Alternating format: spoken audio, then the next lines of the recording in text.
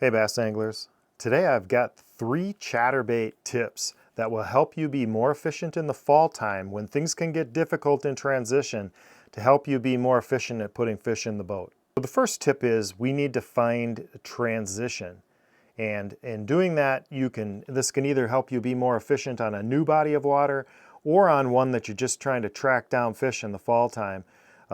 If you've got, for instance, a long weed line, and it runs down a creek edge or a river edge or a lake shoreline, and it just goes for a long ways.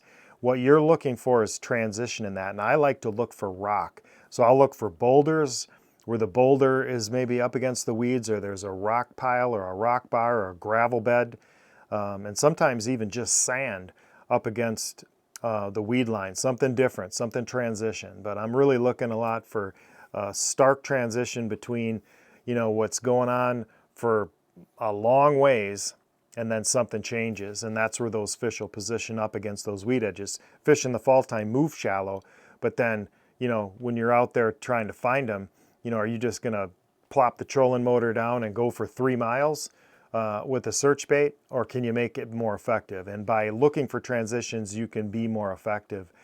So sometimes you can do that either by, if you've got live imaging, you can put it in perspective mode and go on the fly and mark waypoints, or to be more efficient yet than that, if you've got side imaging, you can idle down the whole weed line and then look for those places and mark the waypoints where there's transition, whether that's sand, whether it's rock, whether there's wood or stumps up against that weed line.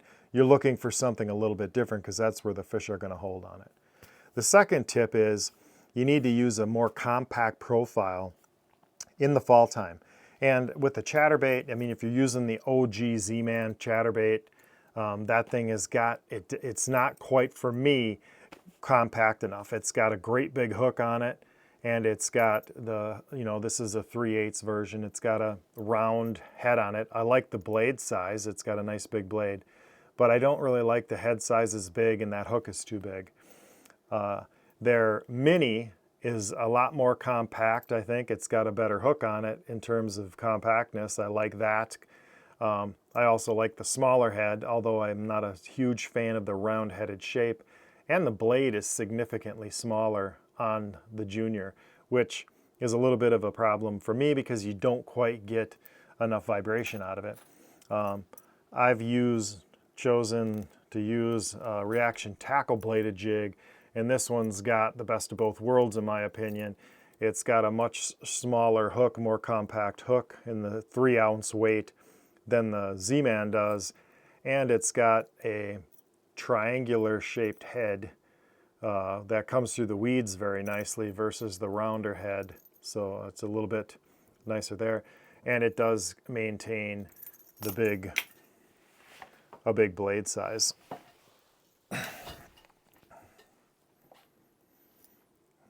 You can see the difference here between the Z-Man and the reaction tackle bladed size. I'd prefer to have the reaction tackle maybe painted like the one that is. It's a little darker on the Z-Man, or have it be gold, have a gold option too, but I like that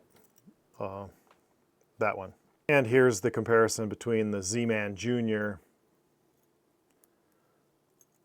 I can get it in my hand without hooking myself. The Z-Man Junior and the reaction tackle, both, you can see the reaction tackle significantly bigger blade with the same compact body style. And then the third thing is I want the shock value of a color combination that really contrasts. And so I've showed you this green pumpkin, blue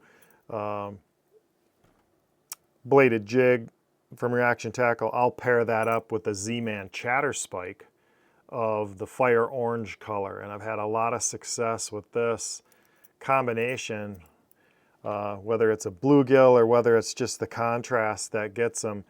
The Chatterspike's a great bait, super durable, so it's going to withstand a lot of pike action, which you're going to get when you're fishing these things on weed line, but the bass will jump all over it too, and it seems they want that contrast. And I've had success with chartreuse, with the chartreuse and white Z-Man Chatterspike.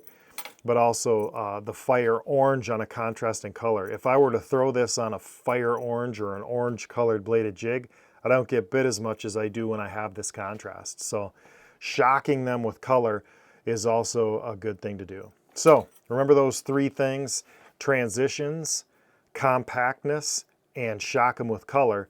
And then you're going to catch more fish. And when you do locate them, you do get some biting fish. If there's a school of them around in one of those locations, you're going to get one of them to bite. When you get one of them to bite, you'll be able to stop and pick apart that area with other techniques.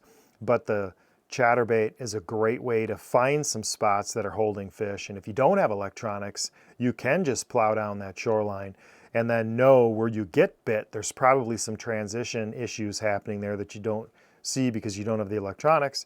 And then you know that you can slow down and pick those spots apart, that there's likely more fish there than that one fish. So very effective bait in the fall, especially if you're on a new lake or you're searching for fish, kind of working from the bank out to see where things are at.